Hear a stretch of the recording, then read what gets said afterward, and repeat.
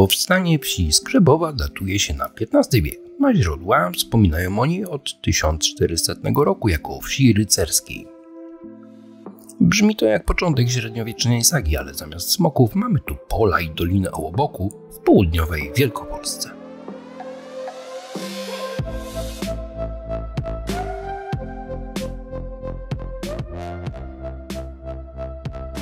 Dawni rycerze walczyli o tę ziemię, a dziś ich potomkowie toczą boje z chwastami. Od ewolucja rycerskiego fachu. W tej sielskiej okolicy wznoszą się ruiny kaplicy zbudowanej z kamienia i cegieł na wzór domku świętej rodziny w Loretto. Można powiedzieć, że to taka lokalna wersja demo słynnego sanktuarium, ale z wielkopolskim charakterem. W kaplicy znajdował się kiedyś obraz Matki Boskiej Loretańskiej, który dziś dumnie zdobi kościół parafialny.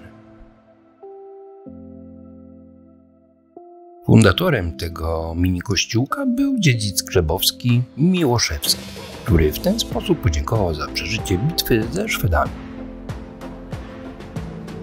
W połowie XVII wieku podczas potopu szwedzkiego kaplica została zniszczona. Szwedzi, można by rzec, pomogli w przyszłej renowacji, zostawiając po sobie ruinę. Odbudował ją ksiądz Aleksander Baszyński, który w 1663 roku przybył do parafii i uznał, że wieś bez kaplicy to jak oblejmurek bez piwa. W środku stał drewniany rzeźbiony ołtarz, tak piękny, że pewnie sam się modlił, a w nim cudowny obraz, który jak się okaże miał własne zdanie na temat swojego miejsca pobytu. Miejscowa legenda mówi o podziemnym tunelu łączącym kaplicę z dzisiejszym ośrodkiem zdrowia w Raszkowie, gdzie kiedyś stał kościół ewangelicki. Swoją drogą wyobrażacie sobie połączenie przychodni z kościołem? To jak mokry sen emeryta. Z biegiem lat kaplica popadała w ruinę, jak to ruiny mają w zwyczaju.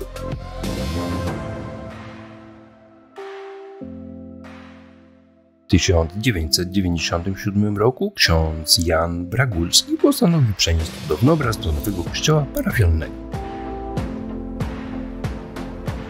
Zorganizowano procesję, oczywiście z pełną pompą, bardzo uroczyście i bardzo oficjalnie. Ale następnego dnia obraz wrócił do kaplicy. No to druga procesja. I to samo, obraz znowu w ruinach.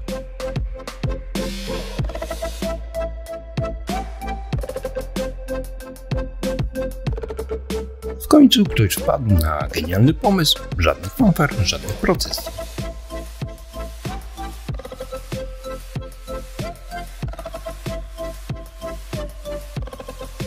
Za trzecim razem zapakowano go na chłopski wóz i przewieziono do kościoła.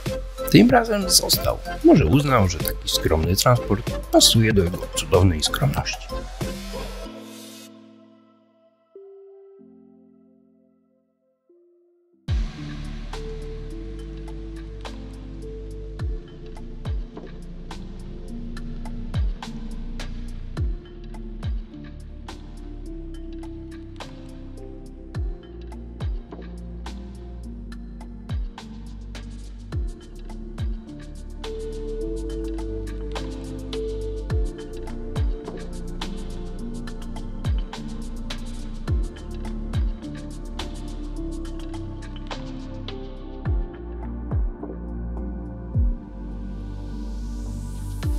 Witajcie w Tworzanicach, wsi, która swoją historią mogłaby obdzielić kilka brazylijskich seriali.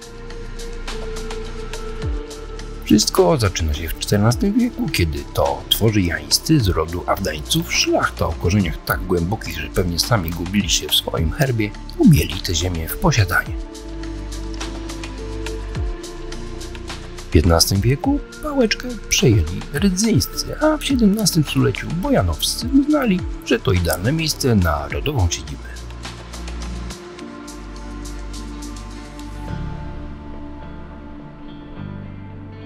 W 1693 roku pojawił się Rafał Leszczyński, nazwisko brzmiące jak gotowy tytuł szlachecki w podręczniku do historii.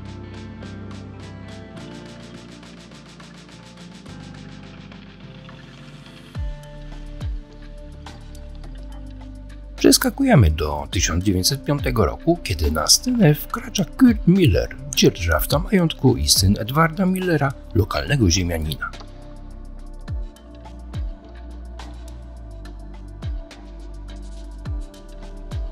Z niemiecką precyzją i odrobiną fantazji postanowił wznieść dwór, który miał być wizytówką jego ambicji. I voilà!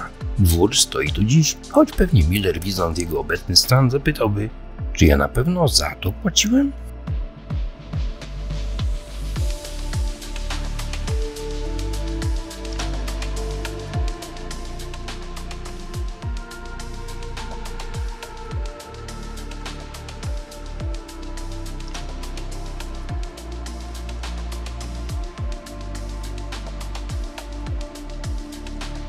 W 1926 roku majątek to prawdziwy skarb. Dwór, gorzelnia i 525 hektarów ziemi. Dość, by założyć własne księstwo, gdyby nie brak chętnych na tron.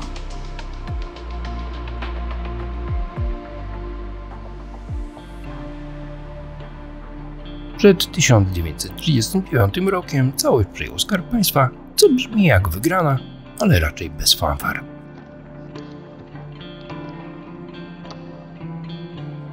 Na elewacji dumnie widnieje napis Carpe Diem, czy chwytaj dzień. To dość zabawne, bo patrząc na dwór bardziej pasuje Cave Feliz, czyli uważaj na koty, ponieważ urządziły to sobie kwaterę główną.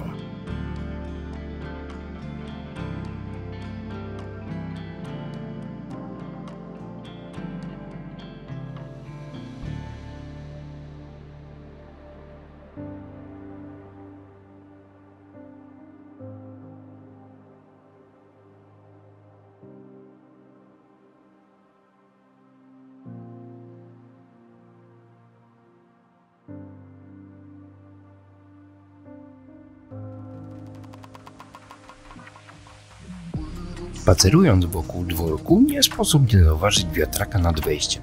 Tak sobie wykombinowaliśmy, że może to jest taka dawna ikonka nazwiska Miller.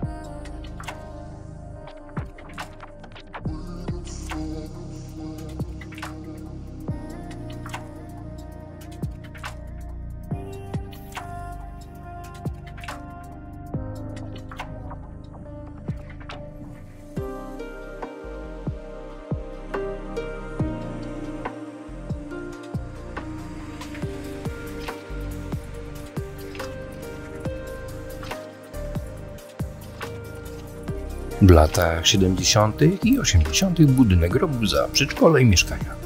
Wyobrażacie sobie dzieciaki biegające po korytarzu i pytające: proszę pani, a dlaczego ta ściana się rusza? To musiała być niezła lekcja survivalu w historycznym anturażu.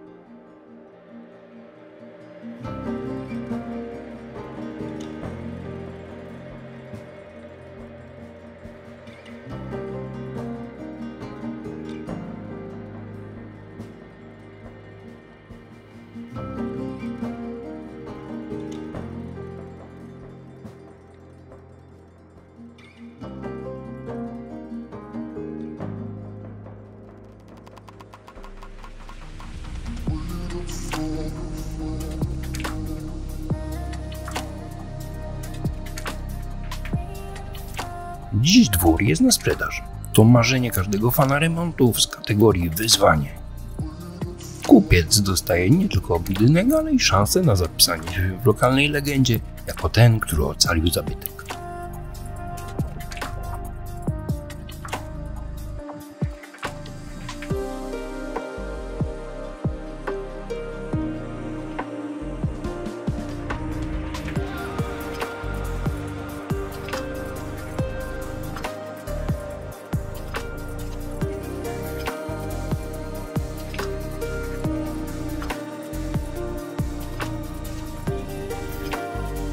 Podsumowując, dwór w Tworzanicach to kawał historii od Awdańców czy z Leszczyńskich po Millera i przedszkolaki.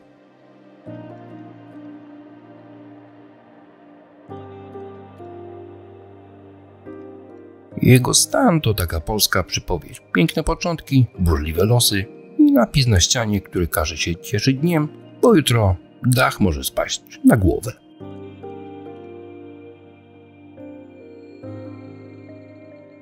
Carpe diem? Jasne, byle z parasolem. Trzymajcie się.